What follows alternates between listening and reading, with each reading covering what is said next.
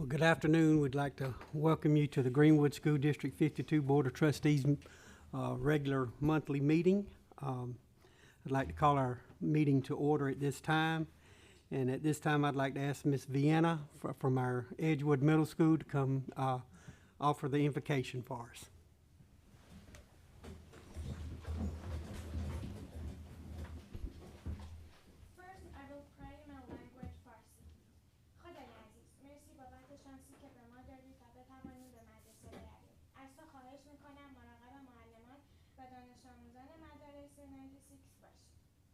Dear God, thank you for this chance to go to school in America. Please watch over the teachers and students at 96 schools. Amen. Amen. Thank you. Mr. Reynolds, will you lead us in the Pledge of Allegiance?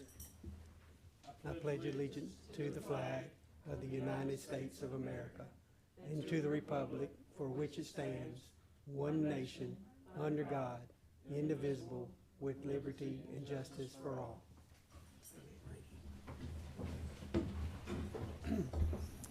Okay, at this time, I'd like to get a motion and a second to affirm our agenda. Make a motion to affirm the agenda. Have a motion, is there a second? Second. Okay, there's a motion and a second to affirm our agenda. All in favor? Say aye. All right. Okay, now at this time, I would entertain a motion and a second to approve our minutes from August the 8th of our regular monthly board meeting, and then on August 29th, a called board meeting that we had. Make a motion to approve the minutes as printed from both meetings. Okay, there's a motion, is there a second? I'll second it. All right, there's a motion and a second to approve minutes from August the 8th and August 29th. All in favor? Aye. Okay, that carries. All right. At this time, do we have any board comments? Okay, and I don't think anyone signed up for public comment tonight either, so we can move on to the Heart of the Wildcat Awards.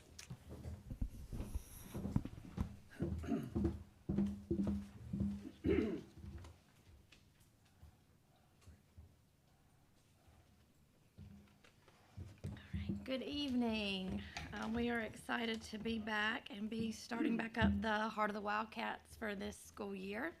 Our staff at 96 Primary School vote each month to recognize a teacher and a staff member of the month. The character word that we chose to focus on for this past month was self-discipline. These staff members are known by their peers for being a positive light and always bringing a smile to our students, our staff members, and our school community. These two ladies think of themselves before others and demonstrate positivity each and every day. Our teacher of the month for 96 Primary School is Miss Jill McGee. Miss McGee, will you come up, please? Miss McGee began her first year as a 4K teacher this year after making the leap from first grade. She has taught first grade for several years. And let me just tell you, I saw her face at the end of the first few days this year, and I was very worried. If you can imagine, 24-year-olds that many have never been anywhere other than home, and having to teach them, a lot of people don't think about this, but you have to teach them how to walk in a line, keep their hands to themselves, use the restroom, wash their hands, use utensils when you eat. Just things that a lot of people don't think about. And when you look at them, they seem to multiply and multiply. So I was a little worried, but after those first few days, we started watching her class. Things seemed to come together. I know there still a lot to be done in the classroom for 4K with Miss McGee, but she has done an amazing, amazing job. When I look at her class already and how far they've come, they're walking in a line in the hallway. They got their hips and lips going. They're sitting as a class in the cafeteria. When I go through and do walkthroughs, they're on their carpet spots. They are listening intently and participating. So she is just rocking it in the classroom for 4K. She always does a phenomenal job transitioning and putting in procedures and routines for all of her students. And she puts in 110% in everything that she does. She always goes above and beyond and the extra mile for all of her students. So we are very thankful for Miss McGee and everything she does and brings to 96 Primary School, and we value her knowledge and her expertise. So thank you. Thank you. Our staff member of the month is Miss Kim Boyd. If you want to come up, Miss Kim. Miss Kim is an integral part of our 96 Primary School cafeteria. She takes care of our students and our staff members by making sure everyone is fed, making sure they get their breakfast and their lunch, which you know to our little ones is the most important part of their day. She makes sure that everything is prepared. She manages all of her staff efficiently, and she provides all of the extras for our students, whether it be the birthday celebration platters, whether it be extra treats for our staff members, or the most important of our week, the special sales on Fridays. Whenever I rush down to the cafeteria because I'm worried to death about something that is happening quickly, whether we're having to rush to go home because of weather or a change in our plans, I'll rush down to the cafeteria to make a plan with Miss Kim, and she will look at me and have it already done for me. She's already got the plan prepared. So I'm always thankful for Miss Kim and everything that she does for us on a daily basis. So thank you.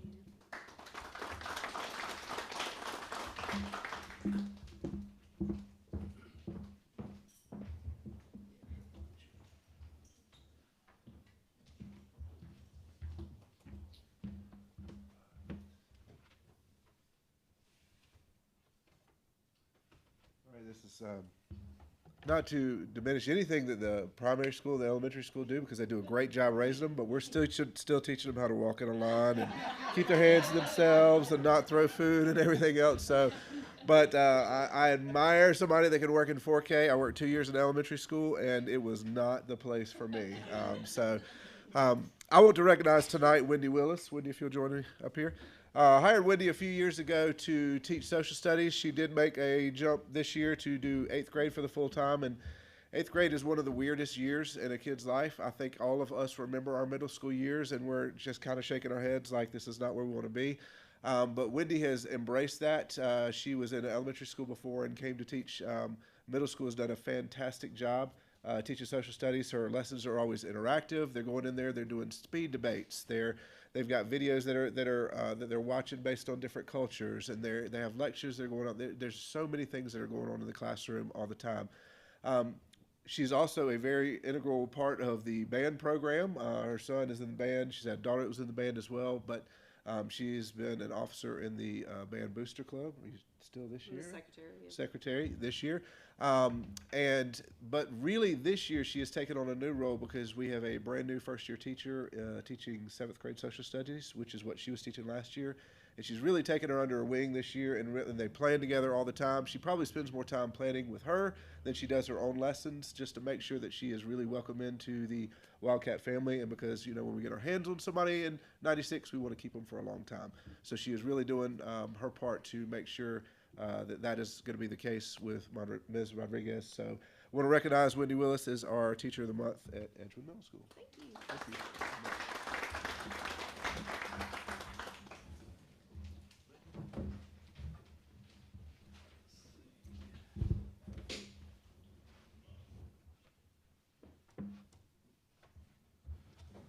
Both my people are not here this evening.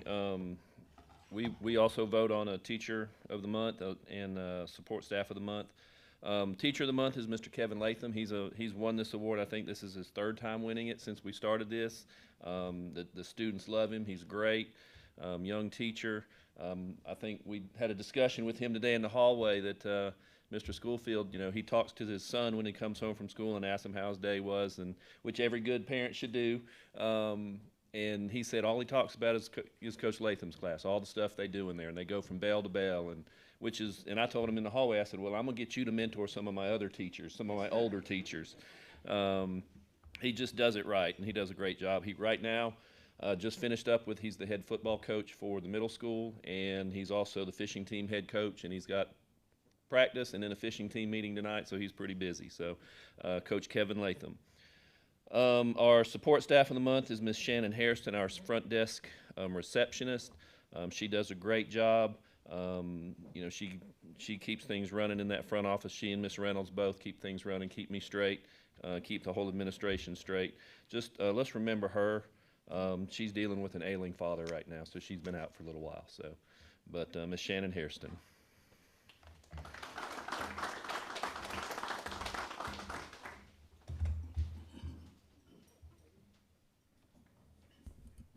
Thank you.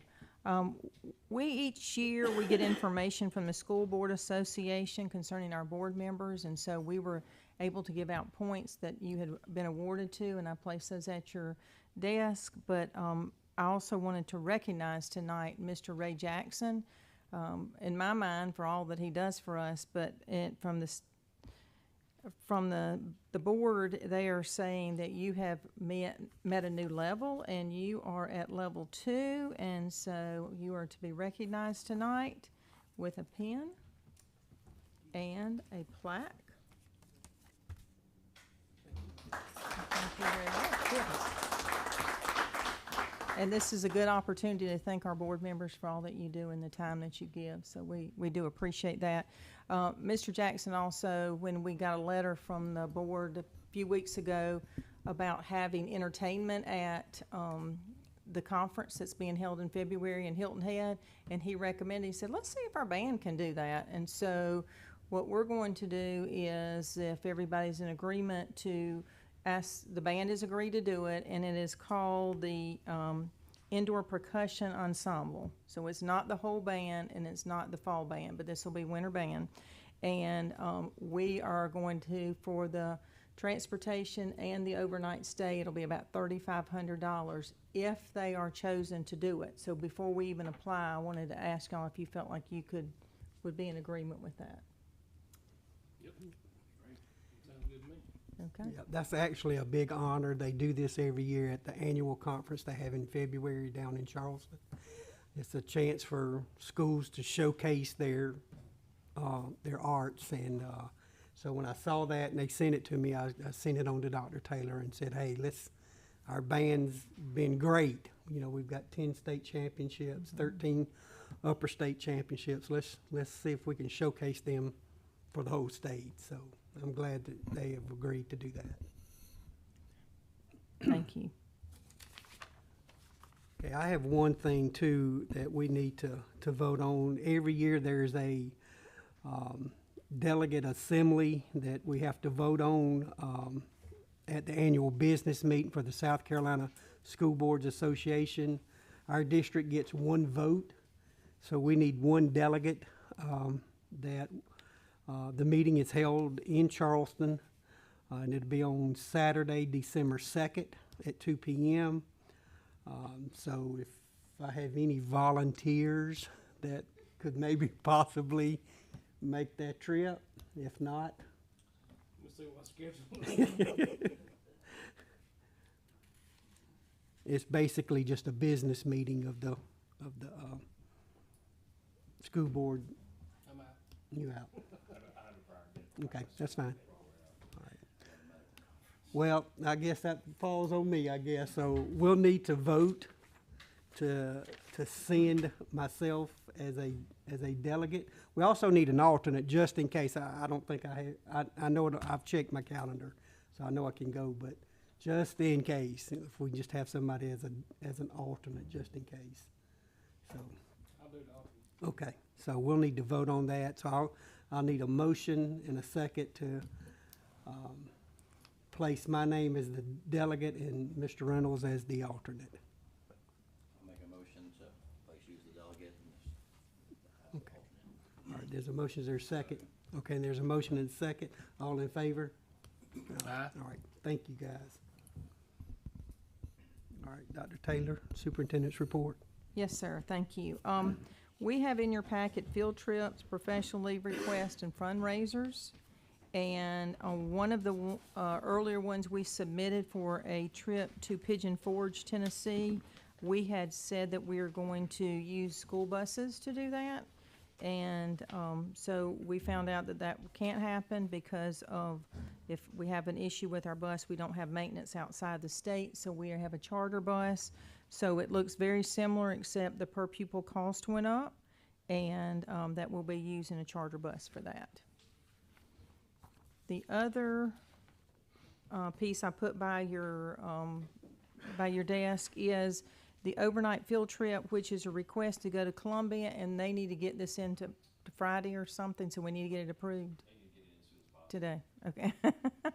But they're taking, some lambs to the state fair, and so we would like for them to go, but we did not get it in the packet in time, so we would like that to be included in the approval too.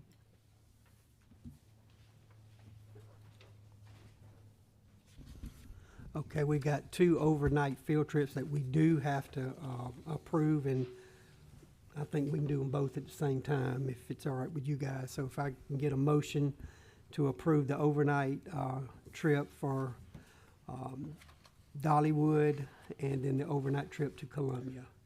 I'll make a motion to approve both overnight field trips as written. There's a motion, is there a second? Second. Okay, there's a motion, a second, all in favor? Aye. Okay, that carries. All right, thank you very much. You also have a parenting report. If you have any questions concerning that or any issues.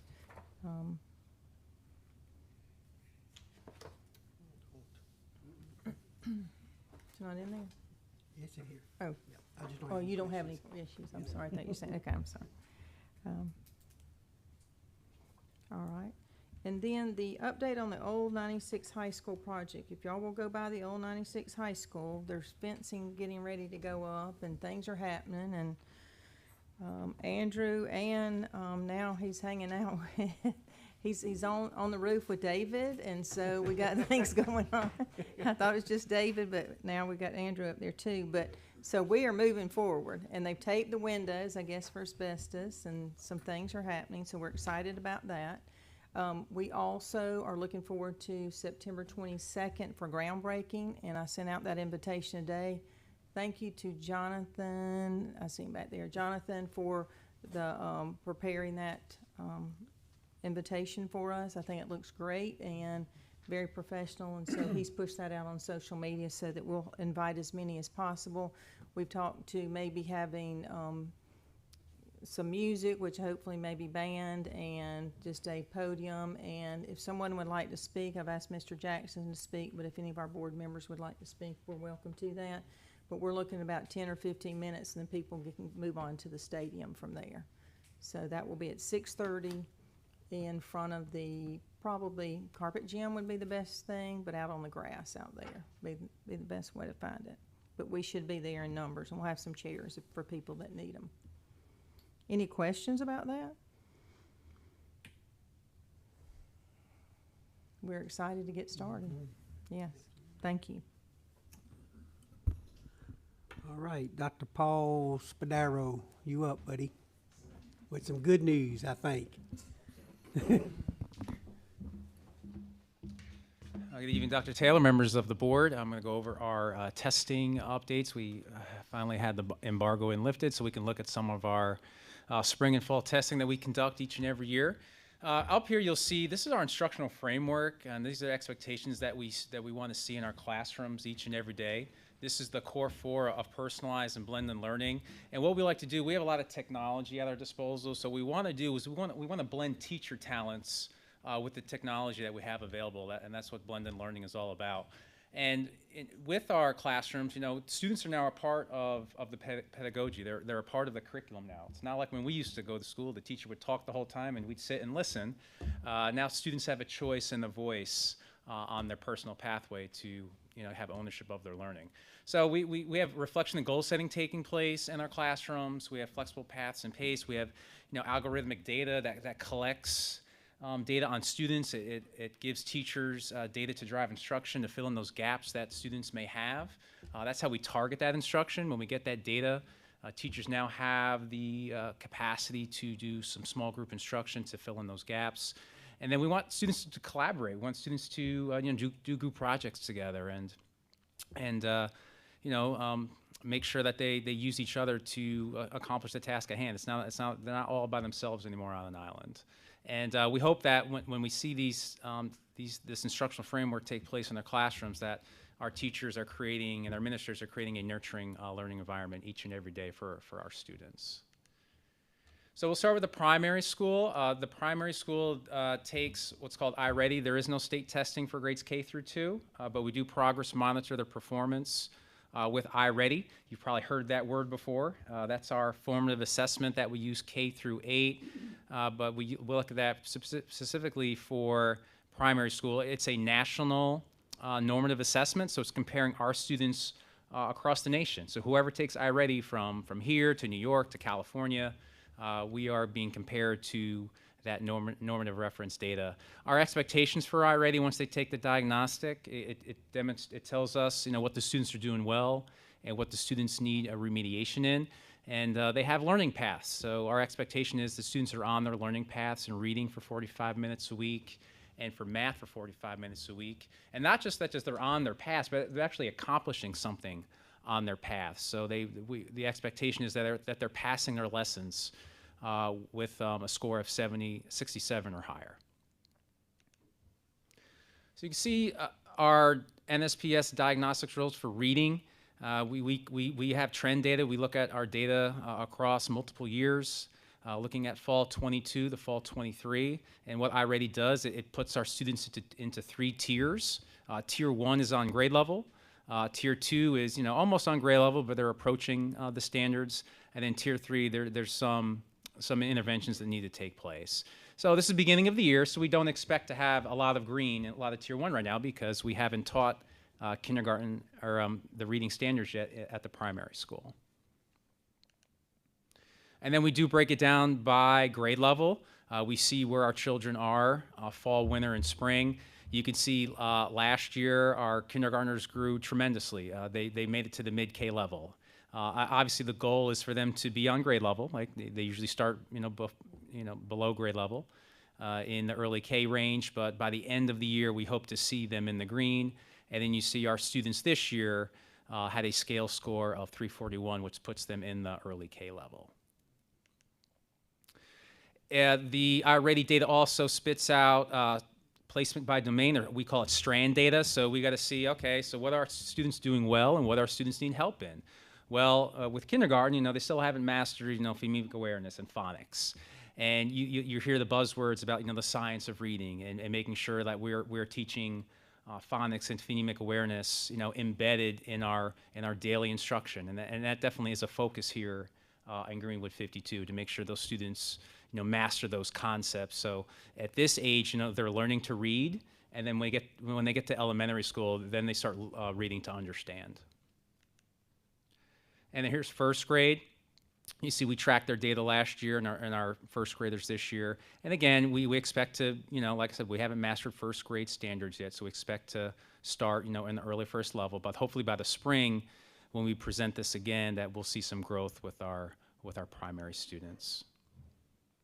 And here's our second grade reading scores as well, the growth from last year to this year. So I'm transitioning to math. Again, we are looking at iReady as a diagnostic in reading. The students will take this test 3 times a year in reading, and then they'll also take this assessment 3 times a year in math. And again, we're looking at trend data too and see where our students are falling. Again, they have not mastered K through 2 standards yet, so we expect to have not as much Tier 1 and Tier 2 at this time. And then again, we break it down by grade level, and as you can see, kindergarten, they were on grade level for reading last year. They were on grade level for math last year. So that's what we expect. That's our expectations, not only for kindergarten, but for first and second grade too. It also gives us data on what the domain students are performing well in. And as you can see, geometries are high, so they must know their triangles, their circles, their shapes. So they're doing a good job there. We just got to work on those other domains as the year goes by. Again, we're tracking it with first grade, and we're tracking it with second grade too. They'll take this assessment again right before Christmas break.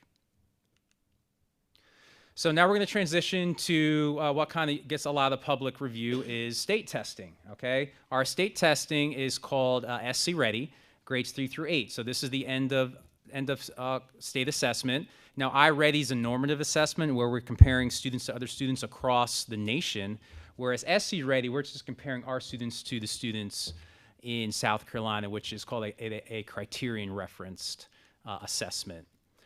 And I hope you like this slide. This is our trend data from when we started this process of kind of flipping our classrooms and making our classrooms more 21st century. Back in 2019, looking at our English language arts scores, percent of meets and exceeds in grades 3 through 8. We started at 45.1% of our students meeting the standards, and now we're up to 63.6% of our students meeting the standards, which is a double-digit increase from where we began, and it's also almost 10% above the state average as well in reading. And you can see in math, you see the same trend. We like to go up, and we like the arrow to keep going up as the years go by. We started out at 42.7% of our students meeting and exceeding the standards in math, grades 3 through 8. We're at 58.4%. That's a 9.3% increase from last year. And just look at that, 17.6% above the state average. The state is really focused on reading, the science of reading, and they put a lot of professional development and pedagogy training with our teachers across the state. But however, we know that reading is also important, but we also have a focus on math as well in Greenwood 52. Breaking it down by the elementary school, again, they're at 65.9% of their students meeting and exceeding the standards in English. That's the first top of the graph. That's compared to the district and the state. Again, double digits above the state, and almost an 8% gain from last year. In math, they're at 66.6%. That's mind-boggling that they're almost 26% higher than the state right now in math. And they still grew their kids 4%, so it's definitely a shining star there. We break it down also by grade level, looking at our trend data as the years go by. You can see the red is the does not meet, which is at 10%. The approaches is at 20%. Our students meeting standards in third grade reading is at 24%. And look at that exceeds is at 46%, as high as it's been in the last 3 years. You compare that to the state, way above the state average. And that's not a misprint up there. That's a 23% gain from last year with our third grade reading scores. So that was a focus last year. Our third grade reading wasn't where we wanted it to be. So Ms. Loudon and the team over there at the elementary school did a really good job of targeting that instruction. Fourth grade reading, we took a little bit of a hit here. We were down 3% from last year, but the positive takeaway is only 14.8% of our kids did not meet the standard, which is the lowest it's been in 4 years. 25.9% approaches the standard, 25% met the standard, and 34.3% exceeds, which was higher than last year, and we are still above the state average for fourth grade reading. Fifth grade reading, again, a 7% increase from last year. We are in single digits with our students does not meeting the standards with 7%. 38.6% of our kids are meeting the standards, 32.5% exceeding. That's the highest it's ever been in the last 4 years. Head above water, above the state. And like I said, 71.1% of our kids are meeting standards in fifth grade reading, which is that's a really good sign. There's always room to grow, and we are looking at our subgroup data. This is our African-American subgroups. We do have achievement gaps, not only in 96, but also in the state of South Carolina and in the nation, and we're still trying to close those gaps and raise the bar as much as we can, but that is going to be a focus this year is closing those gaps with our subgroups. And same thing with our special ed subgroup. You can see those high numbers on the before graphs, but right now we're only at 17% of our special education students meeting the standards. We'd like to see that number go up as the years go by. Transitioning to math, again, 73% of our third grade students are meeting the standard in math. That's a 15% gain from last year. Highest exceeds we've had in a long time, highest meets, and head above the state average. Fourth grade, again, took a little bit of a hit, but we're still at 60% of our students meeting the standards. Still had the lowest does not meet in the last 4 years, way above the state. And you can see our students meeting and exceeding the standards is above the state average as well. And in fifth grade math, 8% gain from last year. 14% does not meet, 28% meets the standard, and 36% exceeds. That's the highest it's been in the last 4 years. So we are getting them ready for the middle school.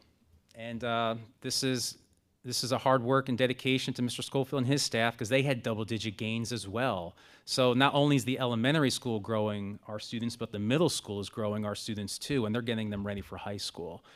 You can see at English scores at the middle school overall, 61.3% of our students are meeting the standards. That's a 13.8% gain from last year. Math was even higher. We had a gain of 14.2%. 50% of our students are meeting and exceeding the standards in math. And again, that's almost 10% higher than the state average. Breaking it down by grade level, again, 6th grade ELA, lowest does not meet we've had in the last 4 years. 17.8% gain from last year. When you get a 3 to 5% gain every year, that's like you're doing jumping jacks. When you're getting a 17.8% gain from year to year, you're jumping out of an airplane. It's just you don't see data like this very often. So we want to cherish this. We want to enjoy this. We want to celebrate this. But the job's not done. We still got to push forward until we get that 100% when all of our students are on the college and career readiness path. 7th grade ELA, again, an 8% gain from last year. Lowest does not meet we've had in 4 years. Highest exceeds. Meets was at 20%. So again, head above the state average. 8th grade ELA, again, an 18.4% gain from last year. You can see the exceeds tripled from last year to this year. So again, great job over there at the middle school. And again, we're looking at our subgroup data. It's declining as our special needs students even get to the middle and high school. We did add a new special ed teacher to the high school to make sure that these students, at least have the skill sets to get to read and decipher and decode words. So we're working on that systemically throughout the district, and also with our subgroups as well with our African Americans. We don't have enough of a subgroup to diagnose MLLs because we have such a small group of them. I think we have roughly 15 of them in the district. So that won't be reported on our school report card data. That's coming out in October. Math data, again, great job at the middle school. 8% growth from last year. Lowest does not meets in a very long time. Increase the exceeds, increase the meets. You get 54.3%. And you can see, you compare that to the state. I mean, they're well ahead above the state average as well. 7th grade math had growth as well. We've seen a lot of green up here, 7.2% growth from last year. Again, way above the state average. And of course, 8th grade math had the highest growth of all the grade levels across the district with a 24.4% gain from last year. They went from 11% exceeds to 25%, 16 meets to 26%. And you can see that compared to the state and well above the state average there. We are assessed in science in 2 grade levels, 4th and 6th grade. They take a science assessment at the end of the year. And we did take a hit with 4th grade science last year. 51% of our students met or exceeded the standard. That was a dip of 14% from the year before. So this is the last time the students will be assessed on these standards. The science standards have changed. So this year, if we do test science, there's a proviso out there that it may be waived by the feds. But if we do test science this year, it will be under the new set of science standards that teachers had training on. 6th grade science is also tested, but they had a great job. They did a great job moving the needle with a 14.4% growth from last year. Only 17% of our kids were not meeting the 6th grade science standards. They increased the exceeds by 3% and increased the meets by 11%. So that's a good job there with 6th grade science. And again, head above the state average, which was only 43%. So that's what the elementary and middle takes at the end of the year, SC ready, ELA, math, and 2 grade levels take science. Now the high school, we are assessed on what's called EOC, or end of course data. And end of course data, students they take English 2, Algebra 1, Biology, and US History. So that's how we collect that data at the end of each semester. They'll take if the students are in those classes, high school's on block scheduling, so they will be assessed on the EOC before the holidays, and then they'll also be assessed on the EOC in the spring semester as well. So English 2 EOC, you can see that we're getting them ready for high school, and the high school's also doing them a good job to get them ready for college. 7.3% increase from the year before with our English 2 scores. Almost 78% of our kids are getting a C or higher. That's what the state looks at to determine how many points we get on our school report card. So again, a great job there at the high school moving the needle with their English 2 scores, again, above the state average. English 1, or excuse me, Algebra 1 EOC, you know, this is still something it's still a work in progress. We are growing. Are we growing at the rate we want to grow? No. We can do better, but that is still a focus for us. We're about with the state average there. You can see that the trend data is we're always ahead above the state average with our math scores, but when the students are getting to the high school with that Algebra 1, particularly our CP, our foundation students, our intermediate students, that's going to be a focus area for us to raise student achievement with our Algebra 1 students at 96 High School. Biology 1, again, that's going to be a focus area too. Again, the standards did change for biology. This is the last time students were assessed on these standards. We had a pretty good year last year. We didn't have that momentum going this year with our biology students scoring a C or higher. We're down 15.6%. From 2022, and we are below the state average as well. So that's definitely a focus area. But this year's a baseline year because they're new. It's going to be new tests, and the standards are new as well that the students are going to be assessed on. But good news, we'll end up some good news. U.S. history. U.S. history has 17.8% gain from the year. That was been a focus area since I've been here the last couple of years, how to get these U.S. history scores up. It's a very difficult test. It's a very long, it's reading intensive, reading comprehension, a lot of charts, a lot of graphs, analyzing and interpreting data. Students really have to take their time on this assessment. It's very rigorous, as you can see from the state average, where you have, you know, roughly 50% of the kids scoring a D or an F on the state data, but we did a good job of raising student achievement with our U.S. history scores. I don't want to shut down.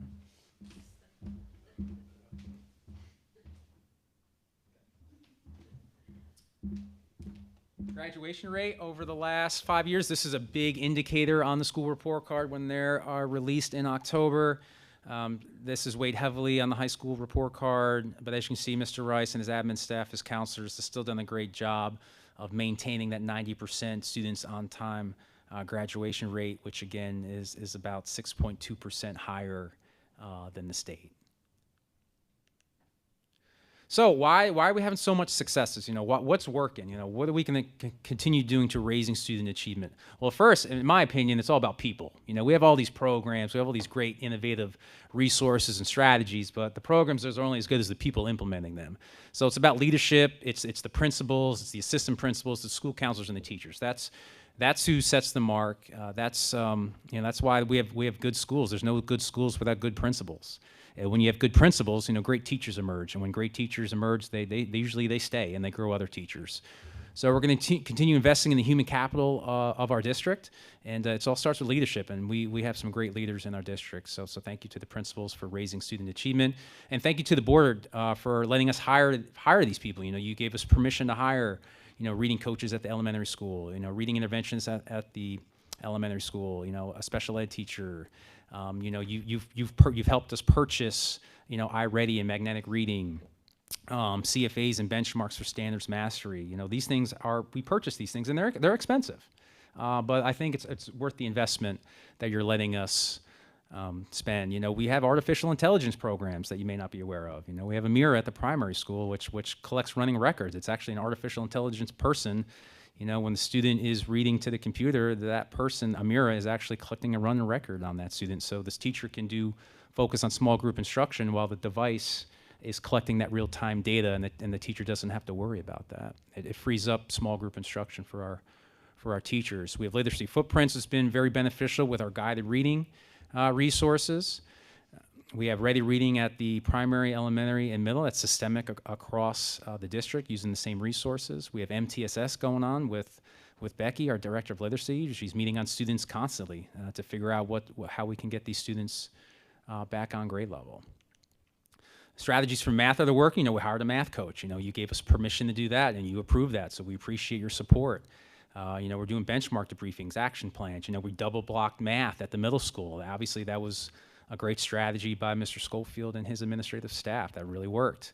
We've got small group instruction going on. We've got building thinking classrooms where students are out of their seats and they're working collaboratively, doing gallery walks and solving equations together. It's the teacher's the guide on the side. The teacher's not just sitting up there doing the work for them. It's a student-centered learning environment taking place in our math classrooms. So we thank you for your support. We can always get better with curriculum instruction. That's why I love it, because you're never going to master it. You can always do better and get better at it. It was a banner year, and when our school report card ratings come out, you'll even be more happy when those ratings are officially released. But we're anticipating a lot of celebrations going on over the next couple months, and we just thank you for your support. And if you have any questions, I'm here to try to answer them.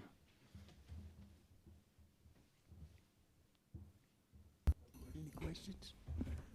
I just commend our staff, our principals, and our teachers. Thank you guys for what you do every day, because we can't get these scores without you guys doing what you do. Thank you so much. Thank you. Okay, at this time, Mr. Boudreau will have your report.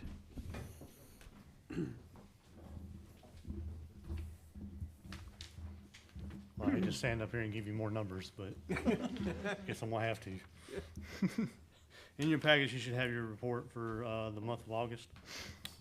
Primary school had 2. They had an EMS call, had a student who had the seizure. They showed up and took care of her, got her doing better. And also a fire alarm. The elementary school had 2, had a juvenile complaint and an information report. The middle school had 3, had an assisted motorist who just, car broke down on the property. An information report and a follow-up investigation. The high school, we had 4. We had 2 collisions in the parking lot. They were very minor. A fire alarm and an information report. The alternative school had 0. Transportation department had 0. Stadium had 2 collisions. That was the first home game. One went up a guide wire, and the other one backed into another car. So, but still minor in their detail. District office had 0, so that gives you 13 for the month. That is up 5 from 8 last month, but that is down 2 from 15 this time last year. For additional information, August 2nd, primary school had their fire drill for the month of August. On the 8th, they had their tornado drill. On the 9th, the elementary school had their active intruder drill for the first quarter. 14th, EMS had its fire inspection for the month of August. The 15th, the high school had their fire inspection for the month of August. 17th, the primary school had an active intruder drill for their first quarter. The 18th, there was a district-wide CRACE training that was conducted by SLED. That's when all the teachers come together to the cafeteria at the high school and they learn about active intruder. The elementary school had their fire inspection on the 30th for the month of August. Some safety updates, all the signs. It says that they have been installed. There are some that have not been. We had to order some more poles, which came in yesterday. So we'll be getting up those up as soon as the guys can get them up. Equipment has been purchased for the dismissal at the high school, which has come in. It also came in Friday afternoon. Cones have already been put out, but I'll go get with David and his guys and see when we can put the rest of it out. The lines have been repainted at the high school for better traffic flow. We actually redesigned the lines. There used to be this median that went down there towards that curve, but we took the median out and made 2 lines going out and 2 lines coming in. The only difference is that curve. Without tearing the curve out and widening it, is about the best we can do for right now. There's been additional crossing guard hired by the 96 Police Department for high school dismissal. She's actually an old crossing guard that when she saw our flyer, came back and wanted to do it again. When she was here last time, she was excellent, so we were happy to have her back. District-wide go kits have been in the process of being dispersed through the schools, the stadium, and buses. They've been given to the buses, the majority of the middle school, about half the high school, and we're still working on elementary and primary. Also trying to get quotes on 3-ring binders for that go on the books, which will have emergency plans, rallying points, classroom rosters, et cetera, inside of them for teachers and staff to have in the kits, so in case of emergency, they can look at the plans and know what they need to do. Window and door labels have been purchased for outside the primary and elementary school, just like the complex. We're just waiting for those to come in. And I'd like to introduce y'all to Mr. Corporal Jeff Wash. Jeff, will you come up here? He's our new primary school SRO, replacing an outgoing one. Corporal Wash started his law enforcement career in 2013 as a reserve officer with the 96th Police Department after serving 12 years in the South Carolina State Guard. Since 2013, Corporal Wash has played a vital role within the 96th Police Department in enforcing state laws, town ordinances, and in other various aspects of the department. While serving the citizens of this town, Jeff Wash selflessly put his life on the line every day. He came to work and did it as a volunteer without receiving any pay for it. But with recent changes in the South Carolina Criminal Justice Academy's rules and regulations, as well as South Carolina state laws, Corporal Wash was offered the opportunity to upgrade his law enforcement certification from a reserve status to a law enforcement 1 status, or what we call in law enforcement LE1 status. This certification allows him to be certified as a full-time law enforcement officer and to be involved in the SRO program. Chief Porter and I believe that Corporal Wash will bring a wealth of knowledge, understanding, patience, and compassion to the job that he now occupies.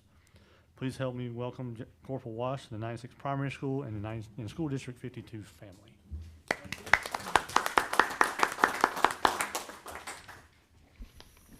Do y'all have any questions? Any questions? Thank you, sir. Thank y'all. Appreciate it. All right, Mr. Andrew Mackey, Finance. Good evening, everyone. I feel like I've talked a lot to you guys in the last couple meetings, so I'll be really brief tonight. Our financial update through August 31st, 2023. Nothing unusual so far in these first 2 months of the fiscal year.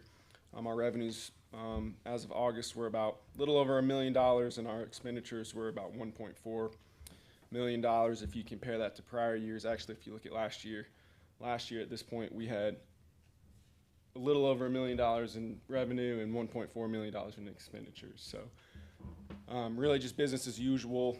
For our new board members, these first 5 or 6 months, our revenues will lag behind our expenditures until we start getting some property tax revenue, and we'll see a big flip in those numbers in January. So really nothing unusual about our finances through the first 2 months. Any questions on that? All right, I will jump into our capital projects update. To piggyback off of what Dr. Taylor talked about briefly earlier, asbestos abatement has begun. They started Monday at the old high school. That'll take, I think, a couple weeks to a month. They're putting the fence up. They'll have the fence done this week, I believe. And then we'll have the groundbreaking before next football game. The canopies at the elementary school were completed late last month. And I've heard nothing but good things from the teachers and the staff at the elementary school. As Mac mentioned, we had some lines painted at the high school to clear up some of the confusion during dismissal. And then some projects we have ongoing and upcoming. We're getting some cabinets for the primary school classrooms, some new floors at the kindergarten, which this week just gave me the sample that the teachers picked. So we've got the sample for the floorings picked out finally. So, and then we'll expand the front parking lot at the middle school, high school complex. That's our next big one that we're going to start working on. So that's all I got, unless you guys got some questions. Thank you, sir. We Thank you. appreciate it. All right, Miss Kathy, policies.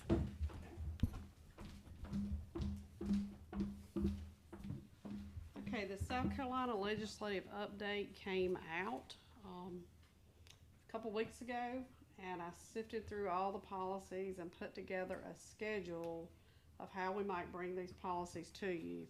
So in your packet on page 52 through page 54 at the top is a schedule of how we might bring the policies out of the South Carolina legislative update to you. So in October, there's the list of what we would bring, and there's a brief description of each one of those items for you. And then in November, and then in December. So if we stay on track, we could be done with the South Carolina legislative policies by December. Then after that, the only other thing that I know of would be what principals would want. We have to do the code of conduct update every year. Typically, we do that in January so that they can get their handbooks out based on the changes that they want to make there. And there was some talk last year about looking at the cell phone policy, so we may be diving into that. And so basically, I would like to seek approval or answer any questions that you have about the schedule. And if there are no questions, I'll get the schedule up and running and start bringing the policies in this fashion to you at each meeting as proposed. So are there any questions, concerns, comments? Okay. All right. So that's all for policies for tonight. Move on to personnel. Okay. At the end of the last meeting, we had 2 folks that we were working with to try to get employed. Those folks were classified employees, which Dr. Taylor by policy has the capability to approve. So I'd like to let you know tonight that we did hire a special education teaching assistant, and that is Caitlin Birch. We were almost done with that process when we came, but not quite. And then we also did fill the success job coach position at the high school with Kelly Anderson. So those 2 folks are actively up and working in their capacity. So if you look at the jobs that we still have posted, we still have a special ed job that's out, and we have a PE job that's out. Have some lines as we've had on our PE job, but we have some folks that have to finish up some requirements before we can begin to employ them in those positions. So Anderson has a career fair, Anderson University, in October. We'll take a look, see if we got any December graduates for sped ed. And then Lander, of course, starts up their things around that time too. So actively trying to close the gap to get all these hires done. But I also want to take this time to thank you. Dr. Spadero alluded to how important it is to hire the right people. It is very important to hire the right people. You know, not only test score wise, but in a lot of different ways that can happen, different things that happen throughout the year. So I also want to take this time too to thank the principals for that. You guys worked very well with me to get the right people in the right job in the right place. And as a sidelight, I'm just extremely happy about the middle school scores. I'm happy about all of them, but with the things that happened last year, with the different things that happened at the middle school, that staff was able to really go through some adversity, and those children really did achieve. And so I'm just really thankful for David Schoolfield and his staff and what they were able to do to keep everybody focused and moving through some of the hardest times that we've faced in a long time. So principals, thank you very much. And please thank your staff on my behalf. Those are some of the best test scores I've seen since I've been here. And so we're really excited about that. That's all I have. All right. Thank you, ma'am. Appreciate that. Anything else, guys? All right. If we have none, I will entertain a motion to adjourn. There's a motion. Is there a second? All in favor? Aye. Thank you guys for coming.